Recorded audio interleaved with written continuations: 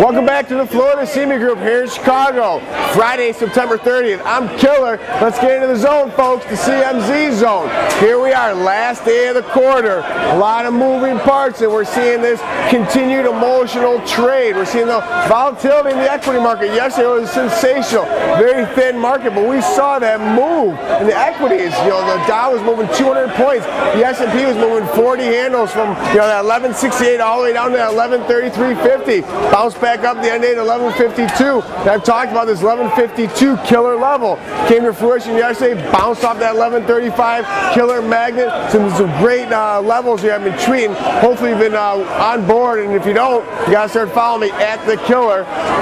Today we're seeing another move in the Treasury market. Strong demand in the obviously Treasury complex overall due to the fact that it was an auction week. So we saw some high marks according to Professor Santelli on the market, and I agree with him. But right now the market is a little bit of a state of confusion. We're getting out of September, going into October. We know we have Halloween at the end of the month, but I think the market is looking for that silver bullet, that wooden stake to quell the fears over there in Europe. But what is it going to take? Comment here in this video. What is the silver bullet? What is going to end all these fears? I personally think that Merkel will have her hand forced to come into the Euro bond. I know that word is taboo over there, but the Euro bond is coming, folks. 50-year bond may be coming here domestically to help support that Euro bond. It's all cross-collateral, but it's one big collective piece of the puzzle here. But I think the Euro bond will come out at some point in time because we need to drill down on the restructure of this